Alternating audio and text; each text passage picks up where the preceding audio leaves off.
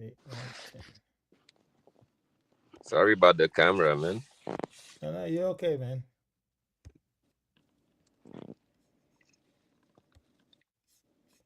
All right, we're live. One. All right, we're live. Two. And we're live. Ladies and gentlemen, welcome to Roots, Heart, and Soul. Uh, Today is a very special day for me because I have the opportunity to talk to a gentleman which I admire immensely.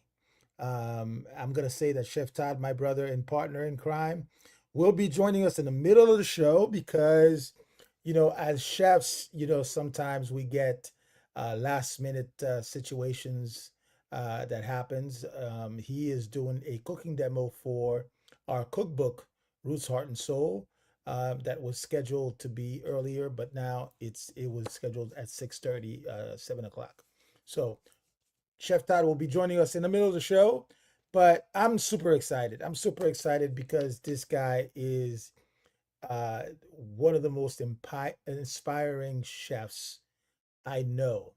And the reason why I talk about him this way because um, the work that he has done specifically for his country, Senegal in West Africa, is what I've been doing the last 14 years for Haiti.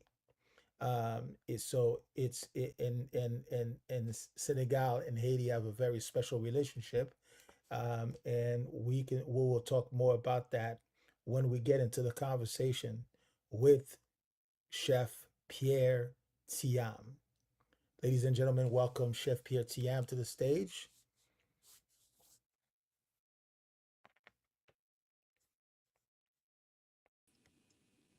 Yes, Hey, Chef hey, Pierre, hey, you hey.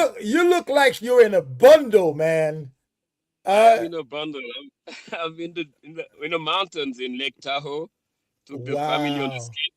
on a ski trip right now, and it's just been like crazy because I didn't realize I had to take this this show from my car right now. So it's No, a bit that it's okay. It's okay. I'm so glad that you are here. I'm so glad that we could get this opportunity to have you on the podcast. Hopefully, there will be other opportunities for us to bring you back and talk more about about your work and everything that you've been doing. And unfortunately, Chef Todd is doing a demo at this particular time, but he will be joining us and popping on the show as we are having this conversation. sounds So, great. how you been, my friend?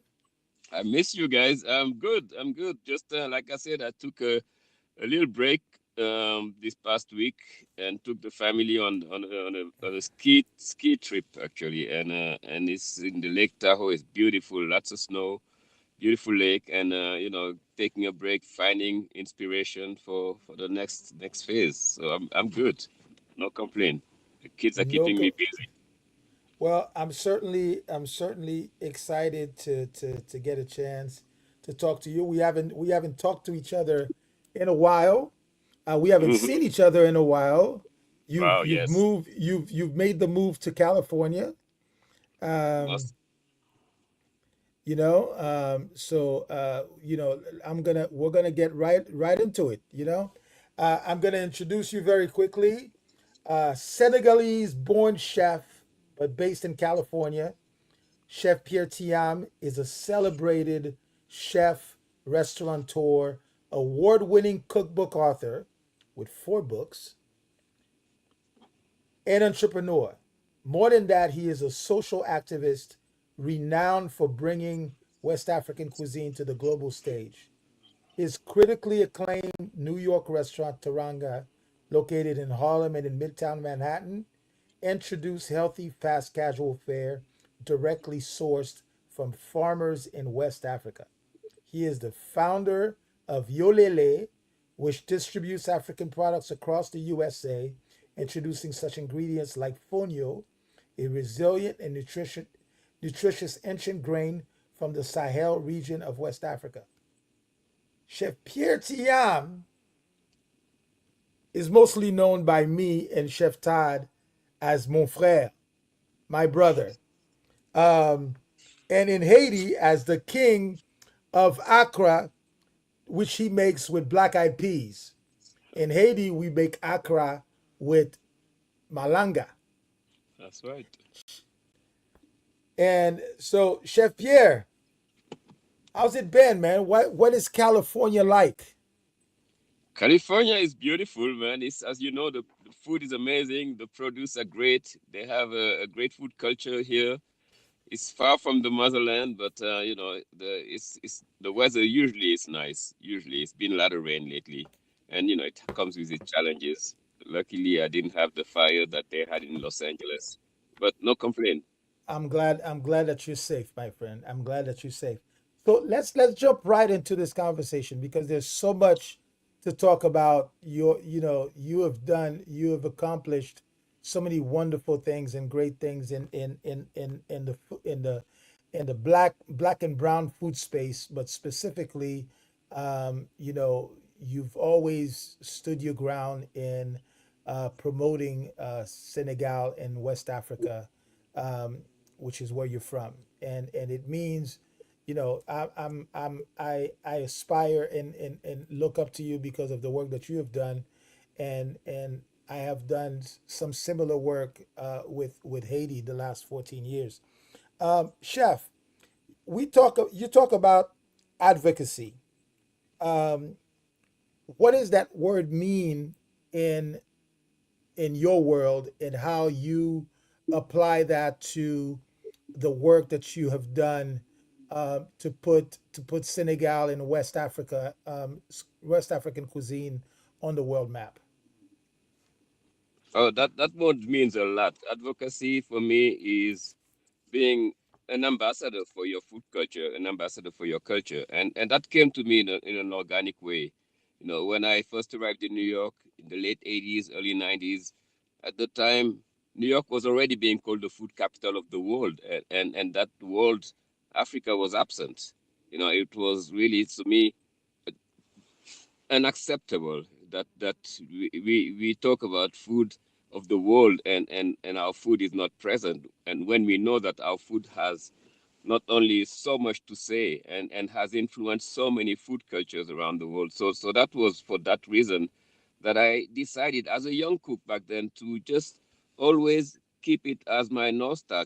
I find my inspiration in my food culture. I didn't want to become one of those chefs who just grow and become, someone who has been formatted to become a chef, fresh chef, a French chef, right? Like the classic, so-called classic. I wanted to say that we have our classics. I wanted to be a voice for my food. I knew that the wonderful flavors of, of of Dakar, the street food of Dakar is like all over West Africa. Togo, Benin women are selling in the streets. Those akara that you're talking about. They had a place in this food world, and they had a place in New York City in particular. So that's really what led me to just focusing on that and really respecting that tradition, and eventually led me to studying catering, opening restaurants, writing cookbooks, starting a company that has now products that are distributed across the US, and all of that for just one start with the realization that I wanted to be an advocate for my food culture. I wanted to be saying my story. I didn't want the story to be told by others. Just and this is the same for Haiti. This is the same for everywhere you go for our black food tradition. We have so much to say, and our food is the story itself. Our food, our plates, our bowls tells the story. So we need to, as chefs from that tradition, we need to be true custodian of that tradition to really truly keep that flame going, and tell the story for the next generation as it's been told to us by our ancestors. So that's really what it meant.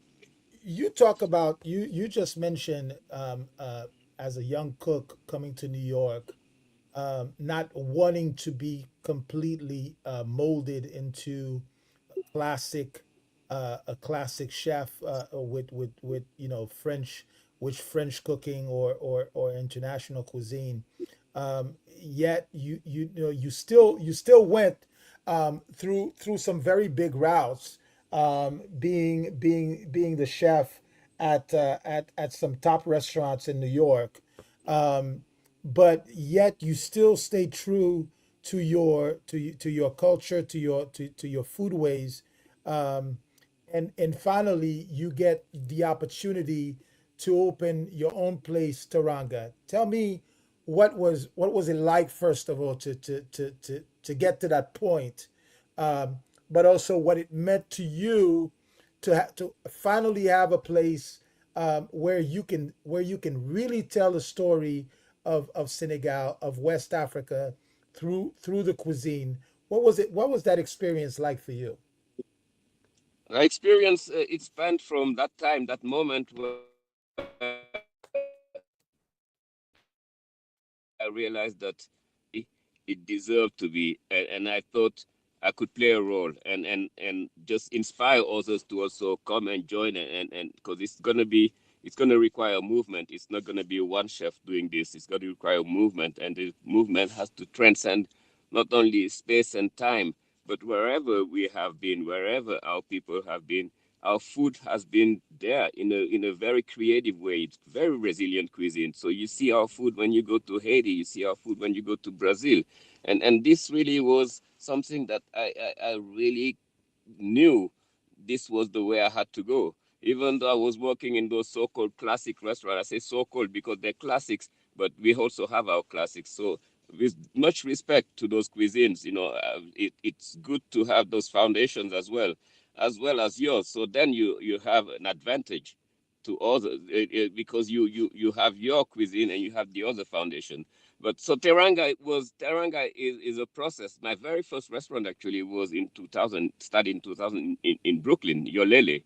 Yolele, which is the name of my food company now, the CPG, but Yolele was also the name of my first restaurant, and then Le Grand Dakar, and then Teranga, and then second Teranga. So that was a process. So all of that really was so key to this journey. Really, every single restaurant was a way to like have a stronger presence and just give me the belief and realizing how all along the way my ancestors were there with me, because you know how our food is passed upon from generation to but that's just so important to have that, and that I took with me, and that was my, in a sense, my talisman that really kept me going. And every restaurant that opened was a blessing. And when I turned that door, closed the door, that was another blessing that I could see at the moment it was closing for the next stage. And it always took me to the next stage without failure. Wow. You talk about Yolele, but before we get to this amazing company that you started, and the products that you're not only bringing from West Africa to the U.S. for distribution, but some of the products that some of the products that you've developed with Yolele, as products that people can actually buy in the supermarkets. I want to talk to you about being a cookbook author. I have the privilege of owning two of your books. One that is signed, one that is personally signed by you, um, which I have to say that that book inspired me quite a bit when I opened this restaurant in Orlando last year, where we wanted to celebrate the cuisine of the African diaspora. Mm, So one of the dishes that I took from your book was the African vegetable stew, which mm, is very similar to our vegetable stew in Haiti, called legumes. Um, mm, very some variation in terms of the ingredients, Because you used black eyed peas in yours, and so forth. But and whereas we were staying with the chayote and the aubergine, Mm, and cabbage. That's what makes our legume, which is an amazing dish. So I took the idea of the Haitian legume and mixed it up with the idea of your African vegetable stew, to come up with with a really crazy dish that did very well at the restaurant. Um, the second book that I own from you is this one. Senegal. Yes. It is such an amazing book. So tell me, writing this book, writing these books, because Senegal and the cuisine of West Africa, your last book, which I love very much. Um, Thank you. w-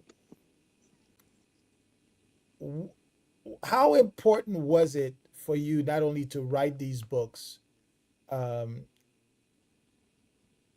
but to also but and then what was the vision, and what impact did you want to make in those projects?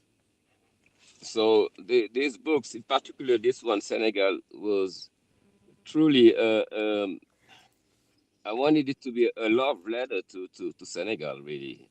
It really was for me an opportunity to take the reader to the next step. That was my second cookbook. The first cookbook was introducing the audience to the food that I grew up eating, my mom's food, my grandma's food. So I had traveled with a photographer, and we spent time with my family at home and with my family's relatives in the village in the south of Senegal, and that was what the book was about. And that was the food also I was serving at the restaurant. But so the next books, this one Senegal, I thought it wasn't complete unless I tell them where that food was coming from.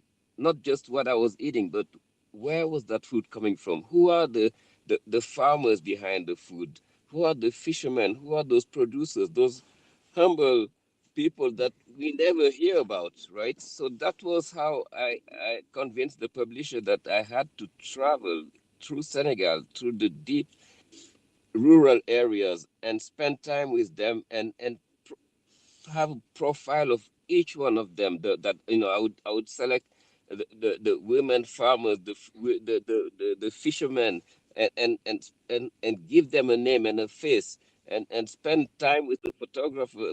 We went with a world class photographer, Evan Sung, actually, who's like in terms of cookbook photography, he's a top one. I mean, we had such a great time crisscrossing Senegal and telling the stories and see the women harvesting rice in the south of Senegal in Casamance, because people don't know that the south of Senegal has an ancient tradition of rice growing, and that's that tradition of rice that actually was taken to the Americas through the Middle Passage, and so that connecting those dots and showing how those women harvest the rice, and it's hard work, but they do it in the spirit of community, and they actually sing when they're in the rice field. This hard work, the singing, give them the soul to really like make this hard work, bring joy into this hard work.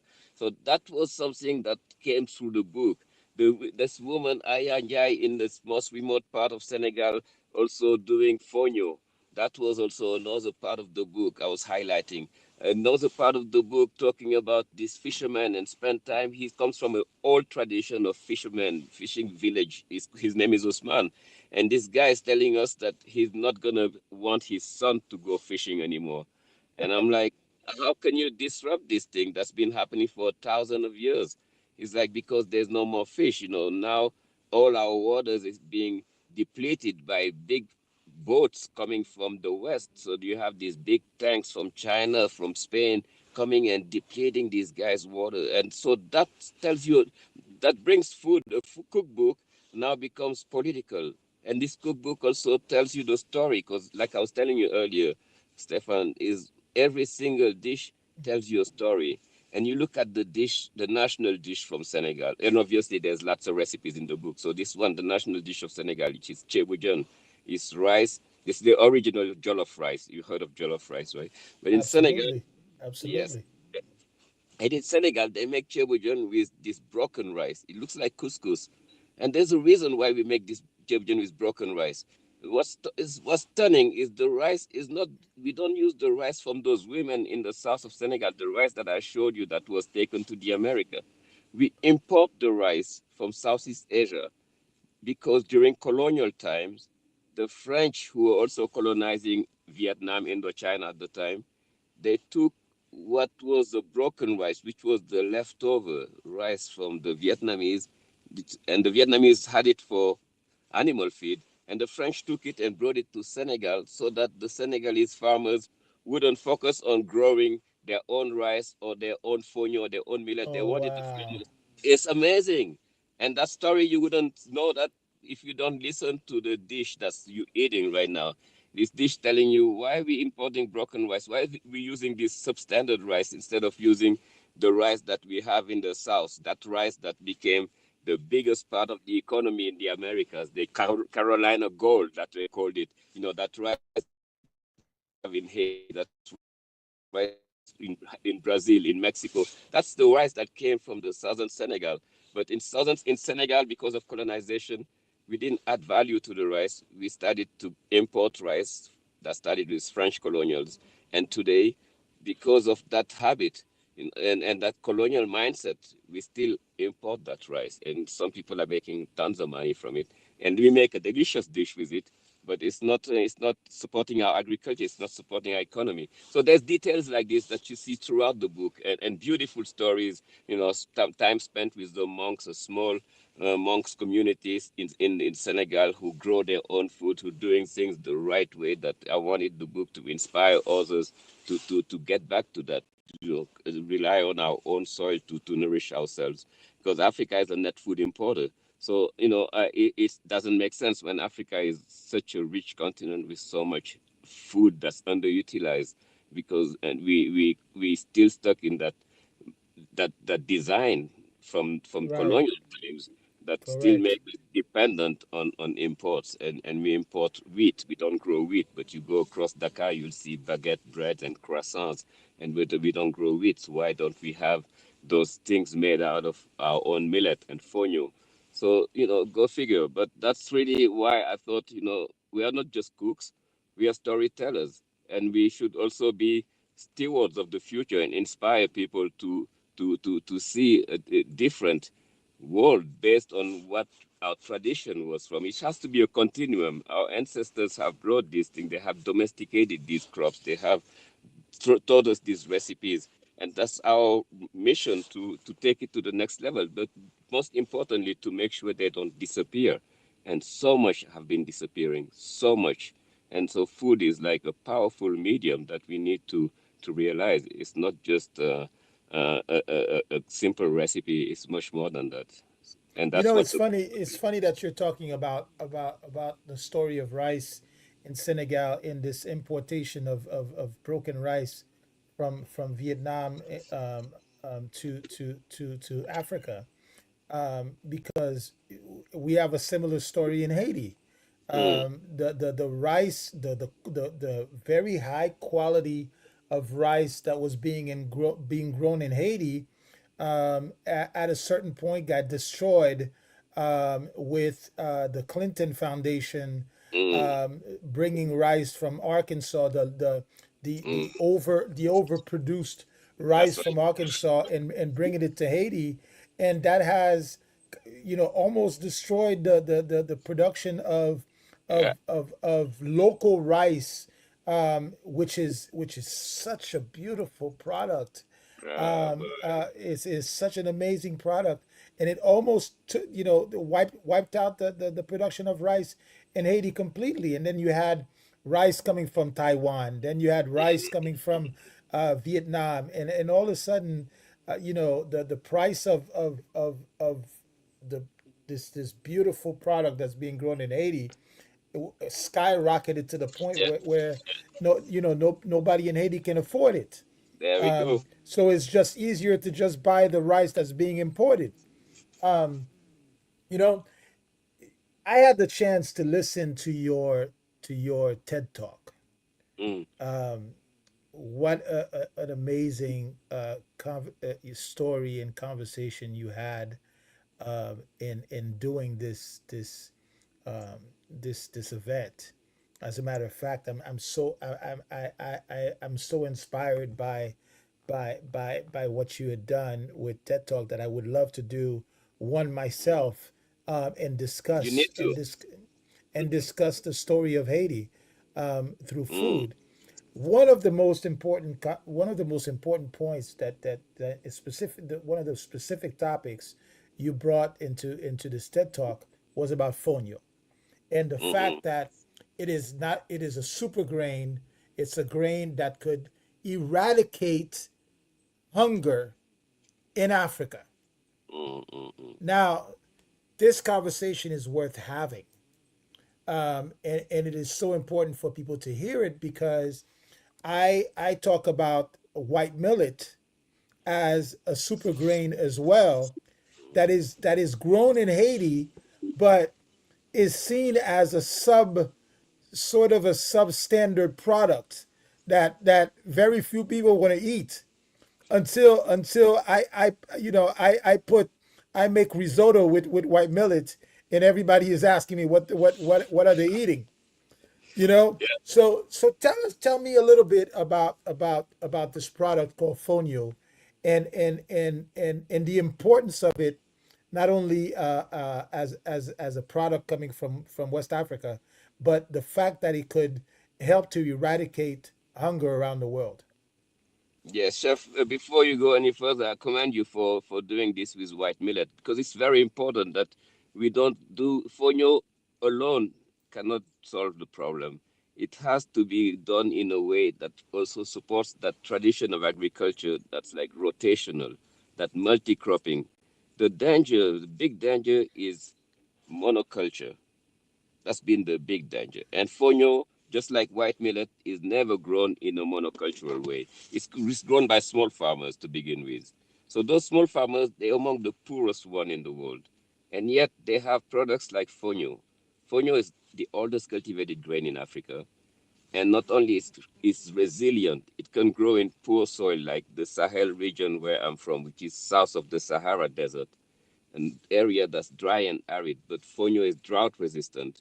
So that's very important because water is becoming more and more precious, and it's going to be even further down the road.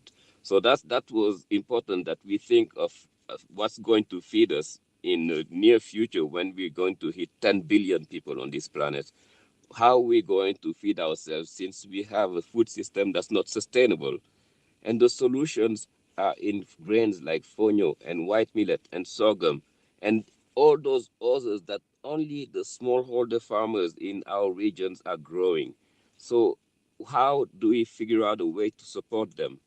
Because not only they by supporting them and increasing their production, we are also doing something amazing for the environment because of climate change. The environment is like now we have inconsistent rains, and we need grains that are also as resilient to these changes. And grains like fonio that matures in 2 months, one of the fastest maturing grain. So that's really where we chefs play a role because we've been brainwashed. Our mentality, that was part of the colonial design. We've been brainwashed to think of our own products as substandards, as you said. Our own products, we look down upon them. But when you come and you make a nice risotto with the white millet, people are like, oh, wait a minute. Now it's delicious. In addition to being delicious, it's much more nutritious than the arboreal rice.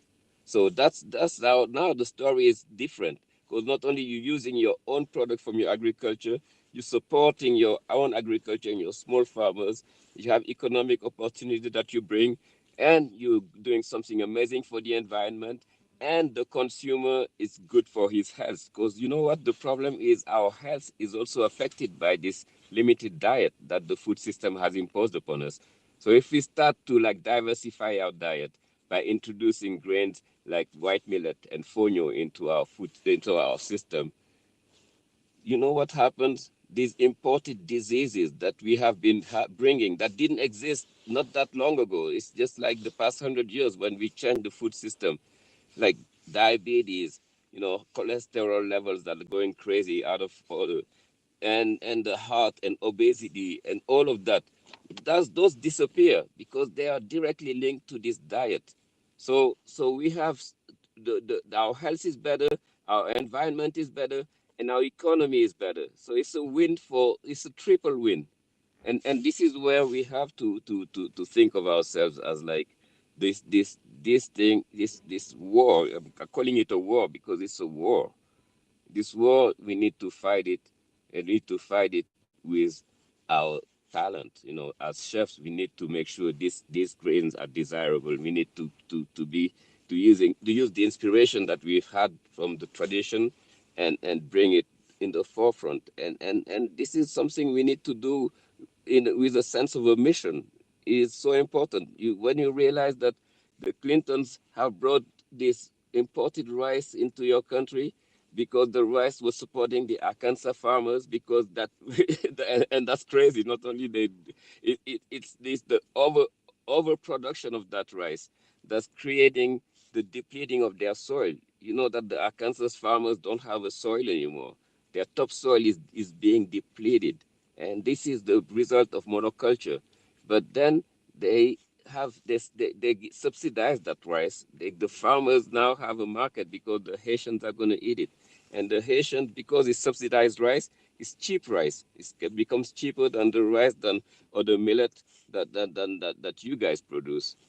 And what happens now? Your economy is getting the stranglehold, and we're in trouble. And that's just the same story that repeats itself over and over. Absolutely, And that's absolutely, food. And absolutely.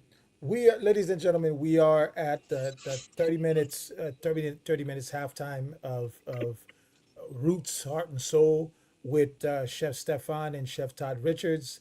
Um, Chef Todd Richards unfortunately could not join us tonight for this amazing conversation um, hosted by Heritage Radio Network. Um, and we are live having this amazing conversation with one of the world renowned chefs. First he's a chef first, then he's an African chef, um, uh, who has represented his not only his country Senegal, but also all of West Africa, through the work that he's been doing as a professional chef. Um, Talking about continuing to talk about fonio, you created this company called Yolele, um, and I've had the pleasure of ordering some of your products to try fonio on Amazon specifically. Let's talk a little bit about the company, the vision behind the company, what you want to accomplish with the work that you've been doing with Yolele, and where would you like to take it um, in the next phase, if you will. so this again happened organically as I was writing my cookbooks and writing recipes for my cookbooks. I was always scratching myself to think of substitutions for some of the ingredients that were not accessible to my audience here. And I thought, why should we substitute them? Why shouldn't we figure out a way to bring these ingredients to market? Because these ingredients need to access to market for them to stay alive, actually. And that will really make the cuisine much more authentic by bringing the right ingredients. So eventually, I was like, if I'm going to bring ingredients here, I need to make sure these ingredients have not only an impact on the environment and a positive impact on the environment, but they also have a positive impact of those small farmers who've been growing them for thousands of years and never had access to market. They were doing it in a subsistent way. So we need to support them, work with them, contract them, and that's what your Lele is about. Your Lele started with Fonyo, and and now we are marketed ready for an African ingredient, for an African crop. You know why? It's really, even in Africa, it's hard to find a market for this crop. And we're like, it's about branding. We knew we had to do the correct branding and tell the story. And once you do the correct branding and tell the story, we were sure to win. So we went to Pentagram, which is a branding design, one of the top out there, and luckily they had worked on my first book, the design of my first book, so I had an access there, and they heard the story and they were like, sure, we'll brand it with you. And we branded it, and we knocked at the door at Whole Foods supermarket. They were opening next to my first restaurant, to my Harlem restaurant. And they said, sure, we'll give you a shelf as long as it stays on the shelf. So for me, for the food to stay on the shelf, my first product, it was just plain fonio grains. We had to make sure we go to the supermarket, we do food tastings and food demos like what Chef Todd is doing right now. And every time you do it, the products would fly off the shelves every time you do it. And Whole Foods noticed that this was a product that the customers desired. And they became our first big champions. So they pushed us to have our products in all the Whole Foods. Today we are distributed across the United States at Whole Foods. And all the supermarkets have started joining in too. So we have Target, we have Sprouts, we have all the supermarkets now. And we started adding other products from not only Fonio. I wanted to diversify and bring the tradition of those recipes. So I started to add Fonio pilafs that customers could go at Whole Foods and buy the jollof fonio and just make it in 5 minutes, because it cooks in 5 minutes, right? And they can make it at home. They could live in Arizona or in Florida or wherever, and that's really a way to have an impact. And eventually, we went from the grains to like making snacks for the people who are still intimidated by cooking, but they could find themselves in desire of a snack that's healthy and good for them and good for the planet. So we have fonio chips now. We have different fonio chips flavors that you can find in the supermarket. And now the story now is starting to make sense. People are listening to it. We're having great media attention. I mean, amazing media attention from this branding. And we said next step is to introduce the ingredient into other industries so that other industries who are much bigger can also contract the farmers, get the fonio, and introduce it as an ingredient in their products. So the brewery industry is the first one we started with. We started working with wonderful master brewer Garrett Oliver from Brooklyn Brewery, and we decided to make fonio beer. And it turns out he makes an amazing beer. Wow. His inspiration was that was just like that. His inspiration was like, there's an old tradition of beer making in Africa, and we need to support it. So we started We're having a little, and go ahead, chef. and that inspired him to bring other breweries in this movement. And we have today what we call brewing for impact, and we have breweries like Guinness has. Wow. Oh, it's amazing. Guinness has a fonio beer. Carlsberg is making We're having a little technical difficulty, ladies and gentlemen. You know, chef is in the mountains, so we apologize for the cutoffs, but I think we're doing pretty good. Go ahead, chef. okay. I'm sorry about it. And yeah, so No, we no, it's have about okay. we have a dozen breweries around the world. We have in China, there's a brewery making fonio beer. Japan, Kirin is about to launch fonio beer. They placed their first order. They're gonna make a fonio beer that's coming out in 27, but they're starting the R&D right now. So it's great. Now you see that the impact is much bigger when industries that order fonio by the thousands of tons, and who are like also we even did a documentary about the brewery, the impact of the brewery. We traveled, Garrett and I, to Senegal, and we went all the way to the small farmers and showed the process all the way to the brewery, to the beer. And the beer is just like being just an amazing story. And now we want to push the other industries, the big industries, Nestle, Kellogg's. They all have a fonio beer a need for grains. They all can play a role in making a planet better, and they know now that their customers are ready for to diversify their diet. They're ready for grains like fonio. And fonio, like I said, is just the beginning. It's a miracle grain, but it's a miracle that we need to make it happen. And we need to make it happen for the white millet. We need to make it happen for the sorghum, the amaranth, and all those grains that are otherwise could be disappearing. There are so many grains, thousands have disappeared already. Thousands. We have lost 90% of the biodiversity of the planet, and all that happened in the past 100 years.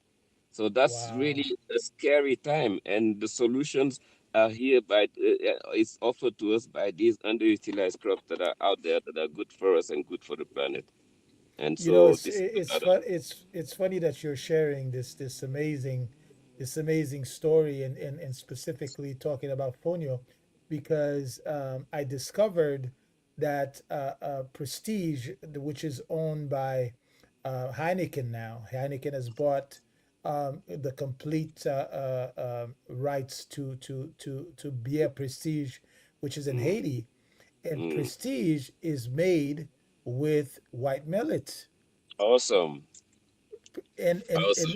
you know, and I discovered that through conversation, and I was so excited about the whole idea because I am such a big fan of white millet as a grain and as an ingredient, and the fact that it's such a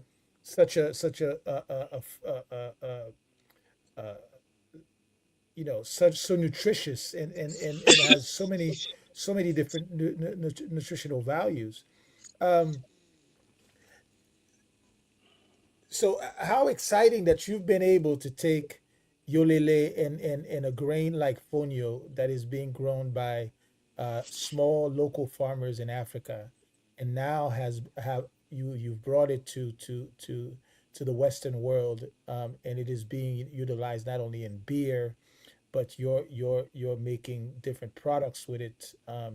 This is exciting. I'm even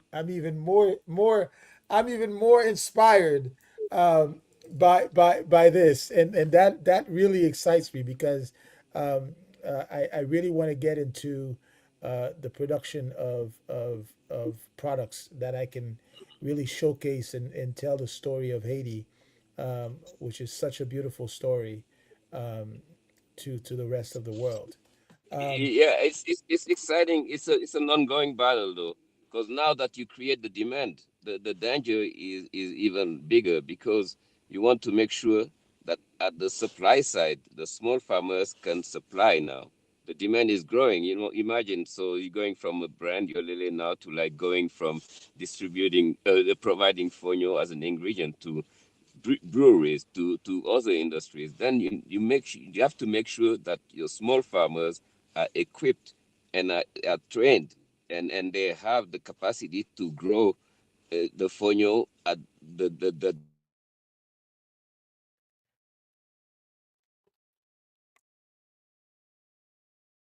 And so that's the challenge is in the process because a lot of these products they have a high post-harvest waste, close to right. 50% of post-harvest waste.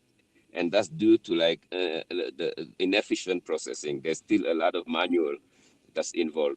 So you need to innovate and bring like a way to like mechanize the processing so that you can scale as the demand grow. You can scale. You build a mill and you build another mill and so on and so forth.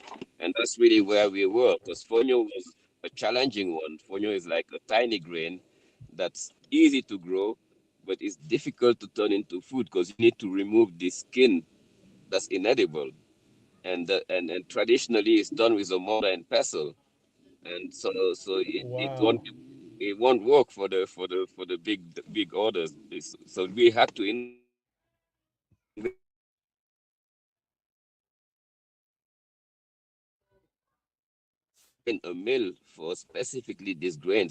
these not only fonio because again it's not just about fonio, but we had to think of the other crops that are in the region so that we can bring them to market at the same time and think about the processing ahead of time so that there's no disruption. If there's a disruption on the market, you may lose it to like all the big industries, big agriculture that could come and take the grain away from you and start growing it in Texas and in Montana, and you don't want that. That's when you lose No, yeah. no, we certainly don't want that to happen because That's exactly. we want the product to be to come from where it was originally born.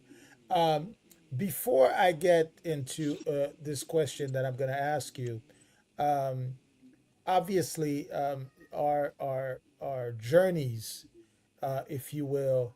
Uh, I had the amazing opportunity to meet you, but to also invite you for a visit to Haiti to participate in my food and wine festival that I've been doing since 2011.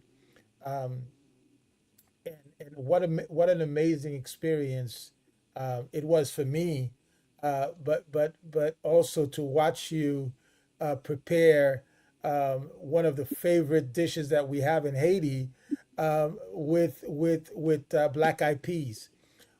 What was that experience for you coming to Haiti, seeing Haiti for your with your own eyes, and participating in the Food and Wine Festival? What was that like for you? What did it mean for you? Mm, And I can tell you that your demo and your food has made his stamp.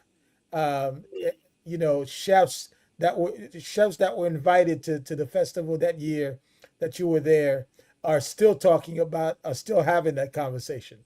mm. Oh man, you don't even know. This was meaningful in so many ways to me. See, growing up, I grew up in Senegal.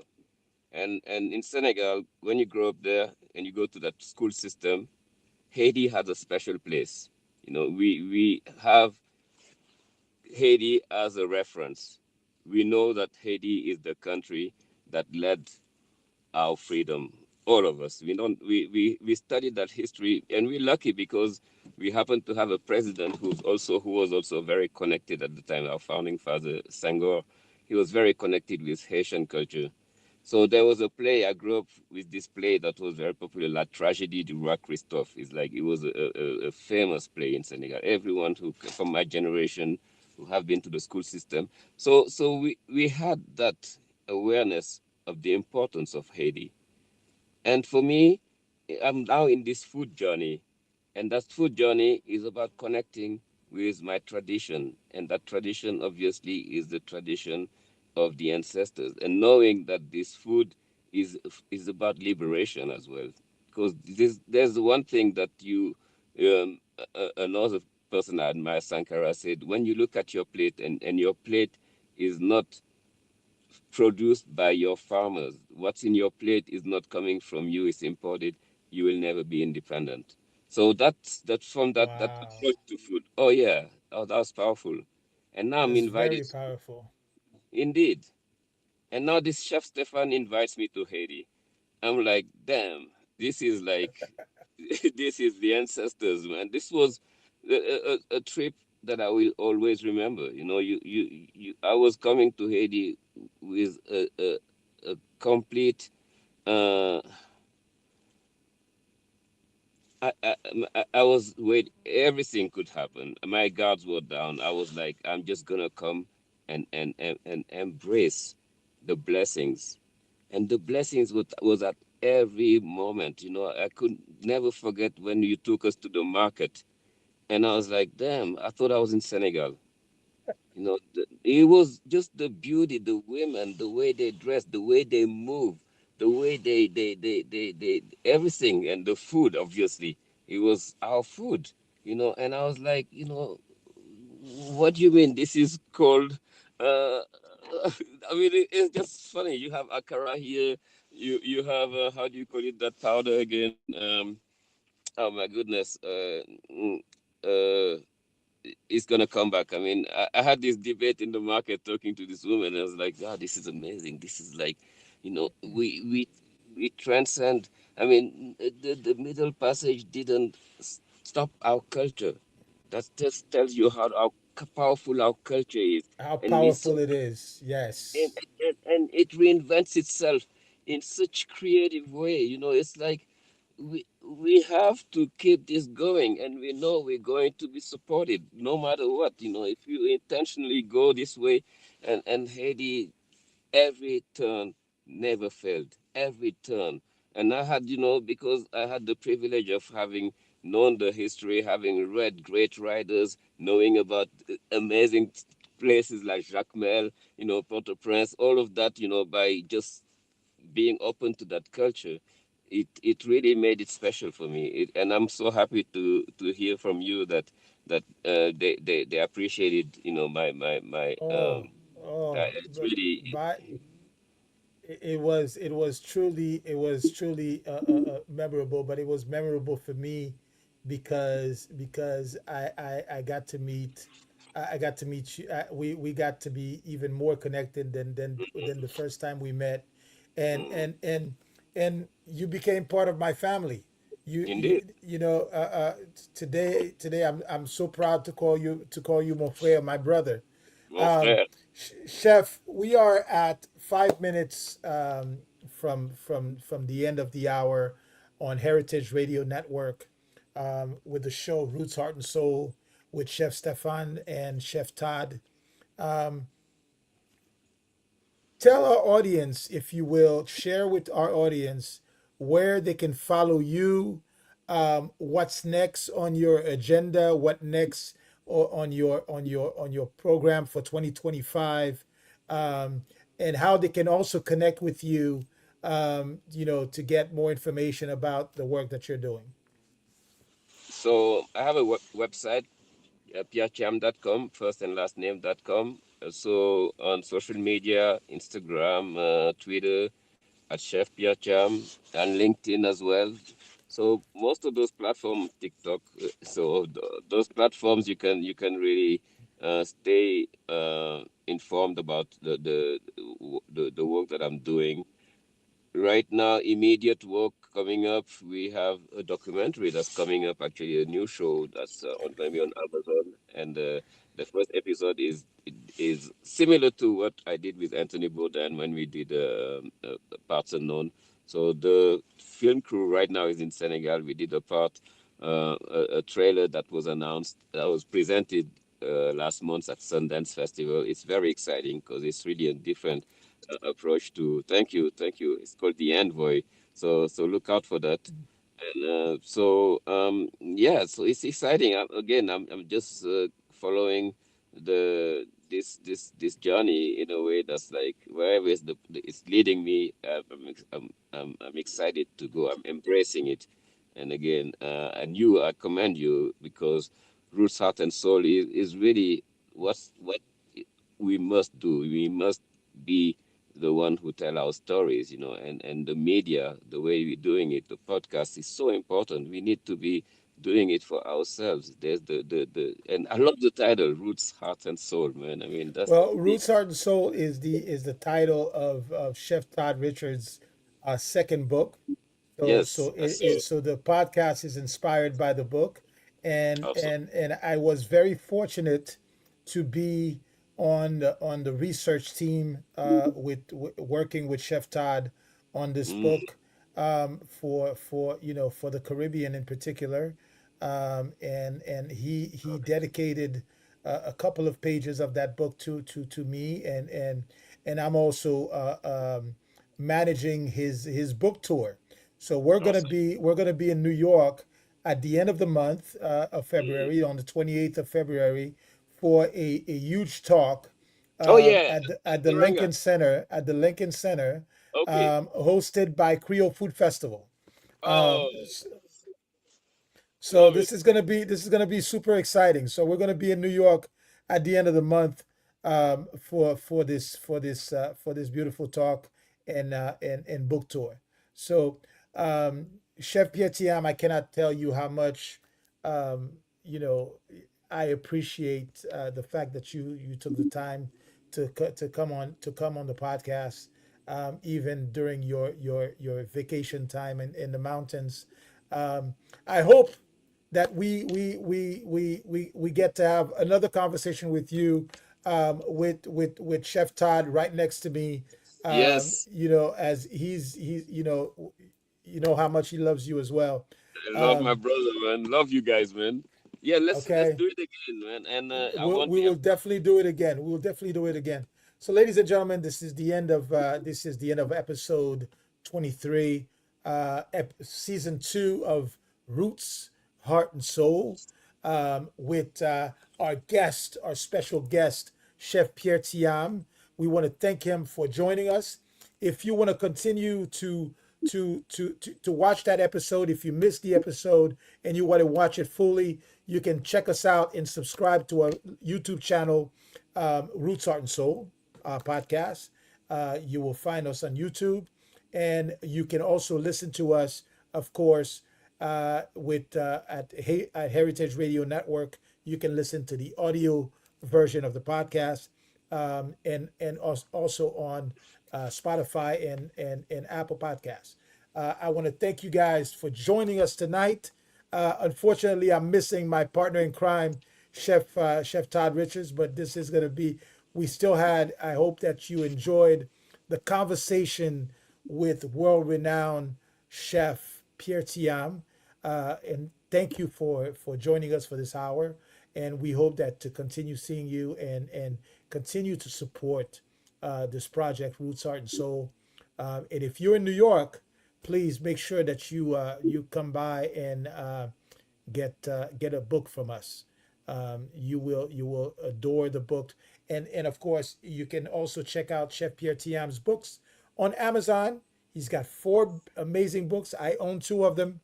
I'm looking forward to having the other 2, um, because those books are such an amazing thing. Thank you for joining us tonight on Roots, Heart, and Soul on Heritage Radio Network. I bid you all good night. See you guys next Tuesday. See you next week. Chef Pierre, thank you, sir. Thank you. Merci, mon frère.